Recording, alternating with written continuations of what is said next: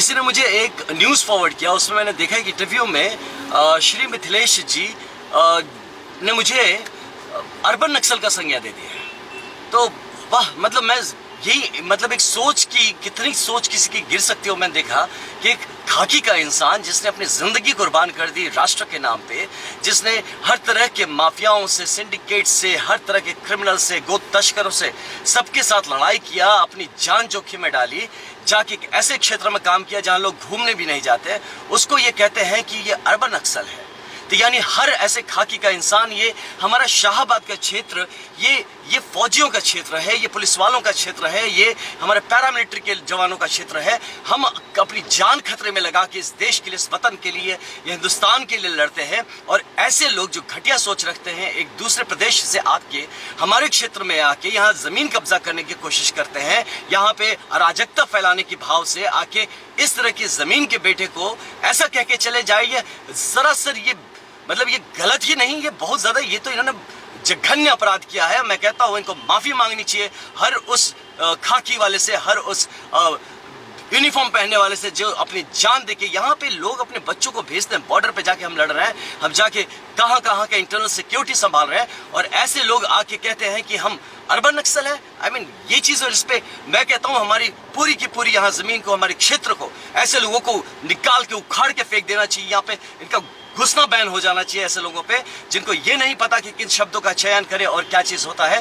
ये नैरेटिव खड़ा करने के लिए यहाँ पे आए हैं, इनका दूर दूर तक कोई मकसद नहीं है हमारे क्षेत्र के लिए काम करने के लिए। एक घर का लड़का खड़ा होता है यहाँ पे अपने क्षेत्र, अपनी जगह के लिए काम करने के लिए, और ये यहाँ पे आके खड़ा होकर उसे अर्बन नक्सल का संज्ञा देते हैं। इन्हें पता भी है कि क्या चीज होता है।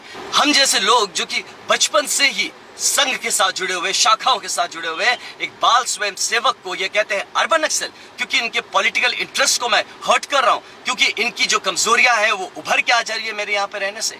तो ये चीजें ऐसे नेतृत्व का भाव लेके हमारे लोगों को बरगला रहे हैं, क्या हम बेवकूफ समझ के रखा अपने हमारे बक्सर वासियों को और हमारे शाहबाद के लोगों को। तो ये मैं बता दूं आपको साफ साफ भाई साहब कि आप इस बात को जान लें कि वर्दीधारियों के ऊपर ऐसी अगर कोई भी आवाज उठेगी, यहाँ सेना के काफी जवान हैं, ये हमारा शाहबाद क्षेत्र सेना के लोगों का है, ये पैरामिलिट्री के लोगों का है, ये पुलिस के लोगों का है, और यहाँ पे ऐसी कोई भी बात चलेगी तो आपको यहाँ से मैं बता रहा हूँ एक सिंगल वोट क्या आपको यहाँ पे एक पानी भी नसीब नहीं होगा। हम ऐसे लोगों को, हम सबको यहाँ पे लाते हैं, जो भी आते हैं हम इनको बहुत ही इज्जत से देते हैं, और आप आके हमारे घर के बच्चों को, हमारे घर के बेटों को आप ऐसी बात कहेंगे, शर्म आनी चाहिए आपको ऐसी संज्ञा देते वक्त। और कि हम जैसे लोगों को जो कि अपने धर्म के लिए जीते हैं, अपने धर्म के लिए मरते हैं, और क्या चीज कमी, आप कितने बड़े यहाँ पे आप पाखंड करके आ रहे हैं यहाँ पे, और आप स्वरूप लेके चल रहे हैं। जनेऊ मैं पहनता हूँ, जनेऊ का क्या नियम होता है, क्या कानून, आपको क्या पता है? आप आके देखिए हमारे जीवन में कितना डिसिप्लिन से हम लोग रहते हैं और किस तरह से जीवन जीते हैं। हम जानते हैं कि हमारी भूमि जो है ये विश्वामित्र जी की भूमि है, ऋषि भूमि है, ये सिद्धाश्रम है, और यहाँ पे आके आप ये ओछे 400 BC का जो काम, जिसके FIRs लगवा के आपने अपने ऊपर रखे हैं, वो यहाँ के थोपने पे आप लगे हुए हैं हमारे लोगों के ऊपर। तो ये चीज आपका नहीं चलेगा। मैं अपील करता हूँ अपने सारे लोगों पे कि सारे हमारे बक्सर के लोगों के लिए मैं अपील करता हूँ कि ऐसे लोगों का बॉयकॉट होना चाहिए, इनको सामूहिक माफी मांगनी चाहिए कि ऐसा शब्द इन्होंने यूज किया, मजाक समझ के आपने रखा है अर्बन नक्सल। मैं खुद लड़ा हूँ ऐसे अर्बन नक्सलों से और नक्सलों से और हर तरह के इस तरह से मिलिटेंट से, और आप बात करते हैं यहाँ पे हम जिंदा खड़े हैं अपनी मेहनत के दम पे और अपने धर्म की लड़ाई के दम पे, और आप आके हमको कहते हैं अर्बन नक्सल है।